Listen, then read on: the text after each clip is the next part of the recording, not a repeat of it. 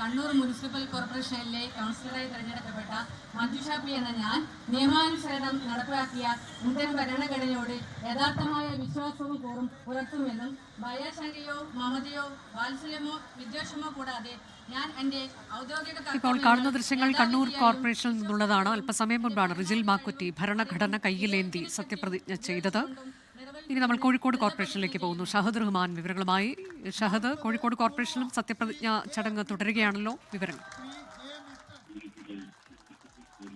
അനുജ, കോഴിക്കോട് കോർപ്പറേഷന്റെ ചരിത്രത്തിൽ ആദ്യമായി, അതായത് UDF മേൽക്കൈയോടുകൂടി LDF ഇത്തവണ, അതായത് ചുരുങ്ങിയ സീറ്റിലെങ്കിലും LDF ഇത്തവണ വീണ്ടും അധികാരത്തിലേക്ക് കയറും.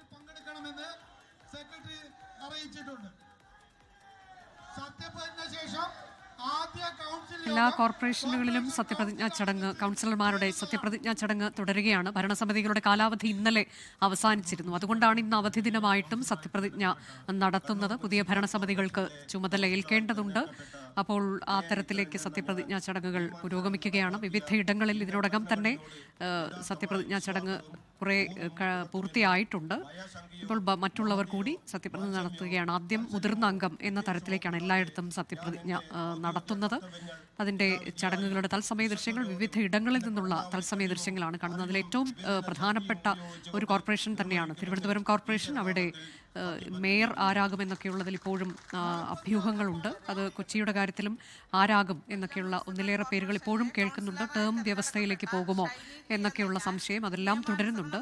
കൊല്ലം കോർപ്പറേഷനിലെ ദൃശ്യങ്ങൾ കൂടി പ്രേക്ഷകർക്ക് കാണാൻ കഴിയുന്നുണ്ട്. അവിടെയും ഭരണസമിതി അംഗങ്ങൾ, കൗൺസിലർമാർ അവർ സത്യപ്രതിജ്ഞ ചെയ്യുകയാണ്. അതിൽ പലയിടത്തും കോൺഗ്രസ് അംഗങ്ങൾ ഭരണഘടന കയ്യിലേന്തി സത്യപ്രതിജ്ഞ ചെയ്യുന്ന കാഴ്ചയാണ് നമ്മൾക്ക് കാണാൻ കഴിയുന്നത്.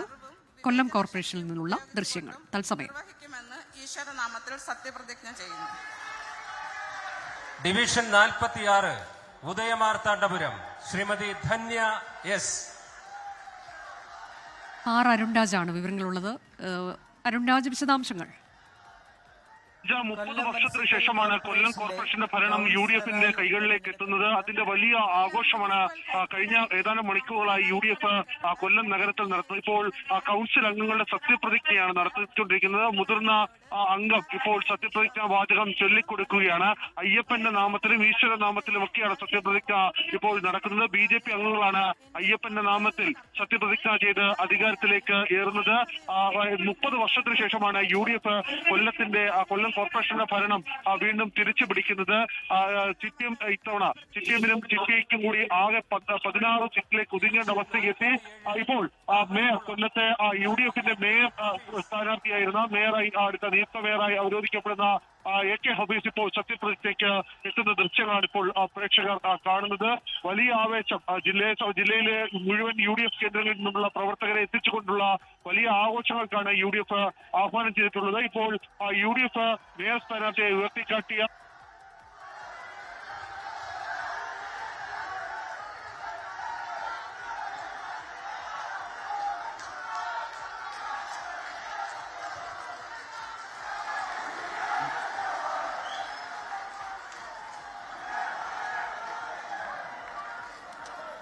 കൊല്ലം മുനിസിപ്പൽ കോർപ്പറേഷനിലെ കൗൺസിലറായി തെരഞ്ഞെടുക്കപ്പെട്ട കൊല്ലം മുനിസിപ്പൽ കോർപ്പറേഷനിലെ കൗൺസിലറായി തെരഞ്ഞെടുക്കപ്പെട്ട AK ഹഫീസ് എന്ന ഞാൻ നിയമാനുസരണം നടപ്പാക്കിയ ഇന്ത്യൻ ഭരണഘടനയോട് യഥാർത്ഥമായ വിശ്വാസവും കൂറും പുലർത്തുമെന്നും ഭയാശങ്കയോ മമതയോ വാത്സല്യമോ വിദ്വേഷമോ കൂടാതെ ഞാൻ എൻ്റെ ഔദ്യോഗിക കർത്തവ്യങ്ങൾ യഥാവിധിയായും വിശ്വസ്തയോടും എൻ്റെ പരമാവധി കഴിവും അറിവും വിവേചന ശക്തിയും ഉപയോഗിച്ചുകൊണ്ടും നിർവഹിക്കുമെന്ന ഈശ്വരനാമത്തിൽ സത്യപ്രതിജ്ഞ ചെയ്യുന്നു.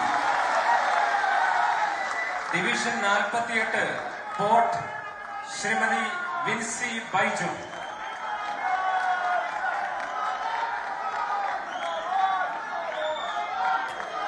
കൊല്ലം കോർപ്പറേഷനിലെ സത്യപ്രതിജ്ഞാ ചടങ്ങിന്റെ തത്സമയ ദൃശ്യങ്ങളാണ് പ്രേക്ഷകർ കണ്ടത്.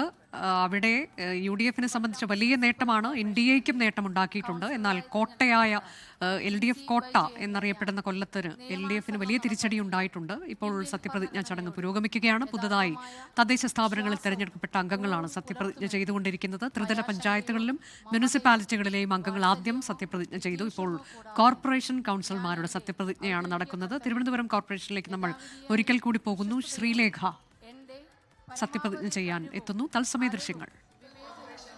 കൗൺസിലറായി തിരഞ്ഞെടുക്കപ്പെട്ട ആർ ശ്രീലേഖ എന്ന ഞാൻ നിയമാനുസരണം നടപ്പിലാക്കിയ ഇന്ത്യൻ ഭരണഘടനയോട് യഥാർത്ഥമായ വിശ്വാസവും കൂറും പുലർത്തുമെന്നും ഭയാശങ്കയോ മമതയോ വാത്സല്യമോ വിദ്വേഷമോ കൂടാതെ ഞാൻ എൻ്റെ ഔദ്യോഗിക കർത്തവ്യങ്ങൾ യഥാവിധിയായും വിശ്വസ്തയോടും എൻ്റെ പരമാവധി കഴിവും അറിവും വിവേചന ശക്തിയും ഉപയോഗിച്ചുകൊണ്ടും നിർവഹിക്കുമെന്ന് ഈശ്വര നാമത്തിൽ സത്യപ്രതിജ്ഞ ചെയ്യുന്നു. വന്ദേ മാതരം. 42 പാങ്ങോട് വാർഡ് വിഷ്ണു മോഹൻ.